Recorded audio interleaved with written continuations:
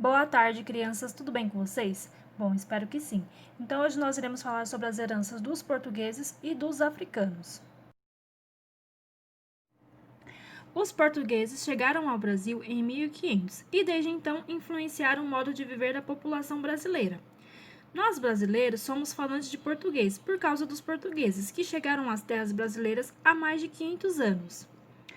Os portugueses trouxeram a religião católica para o território brasileiro e, por isso, muitas das primeiras cidades receberam os nomes religiosos, como Salvador, São Paulo e São Luís. Os portugueses influenciaram a arquitetura. Muitas construções feitas pelos portugueses tiveram suas fachadas decoradas com azulejos. Vamos conhecer algumas festas portuguesas. As cavalhadas é uma celebração portuguesa tradicional que teve origem nos torneios medievais, onde os aristócratas exibiam em espetáculos públicos a sua destreza e valentia, e frequentemente envolvia temas do período da Reconquista.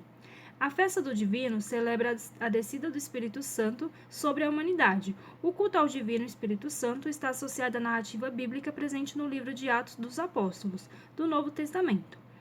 A farra do boi é um evento típico do litoral do estado brasileiro de Santa Catarina, que consiste em soltar um bovino em um terreno ou rua e assim farrear, fazendo o animal correr atrás das pessoas que participam. Sendo assim, por percorrer distâncias e fugir, o animal fica exausto. E a Folia de Reis é a festa que comemora e louva os três reis magos, Gaspar, Belchior e Baltazar, eles que visitaram Jesus dias depois do seu nascimento, segundo os católicos.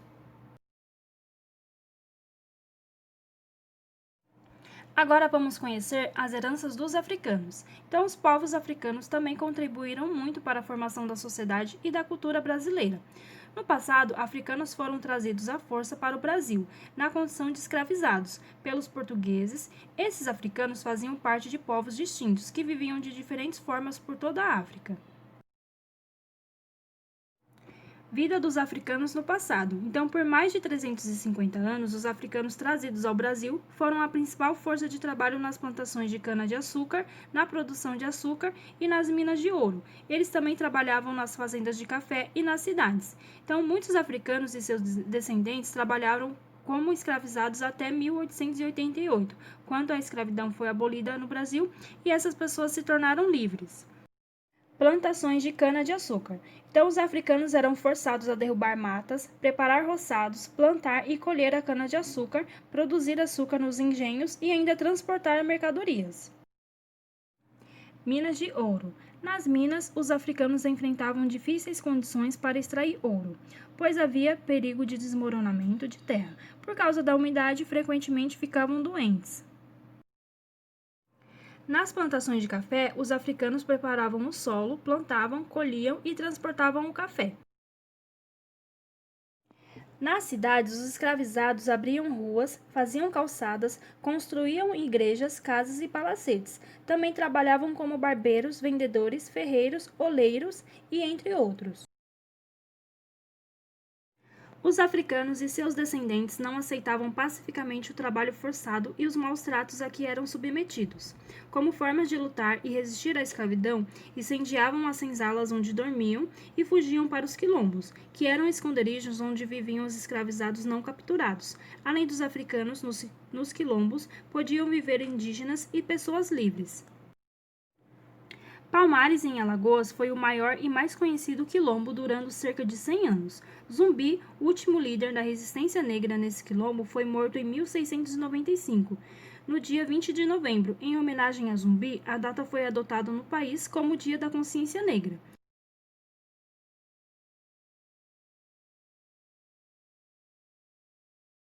No Brasil, existem muitos locais remanescentes de quilombos. As pessoas que vivem nessas comunidades, denominadas quilombolas, mantêm diversas tradições de seus antepassados, contudo, precisam lutar pela posse das terras onde vivem e manterem sua cultura. Os africanos no cotidiano do Brasil. Então, os africanos de diversos grupos étnicos trouxeram sua cultura, sua língua, sua religião e seu modo de viver ao Brasil. Nessas terras manifestavam-se por meio de danças, cantos, alimentação, palavras, gestuais, influenciando a cultura brasileira até a atualidade. Religiosidade. Então, cada povo africano tinha crenças e deuses próprios de acordo com a cultura de origem. Contudo, os africanos eram impedidos de praticar suas religiões. Para contornar essa proibição, eles identificaram seus deuses com o nome de santos católicos. Assim, por exemplo, Oxalá, deus da criação, passou a ser chamado de Nosso Senhor do Bonfim. E eles realizavam rituais religiosos como a congada e a lavagem das escadarias da Igreja do Bonfim, eventos que ocorrem até os dias atuais. Além da religião, as danças e a música também eram formas de os escravizados africanos manterem suas tradições. Nos momentos de descanso, dançavam o ludum, o jongô e o batuque. Também jogavam capoeira, uma mistura de dança e luta que foi criada pelos escravizados. Por muito tempo, a capoeira foi proibida no Brasil e se tornou um símbolo de resistência. Então, aqui na página 16 nós temos uma representação e eu vou pedir para que vocês observem como que é uma roda de capoeira, e aqui nós temos também alguns instrumentos de origem africana que são utilizados pelos capoeiristas.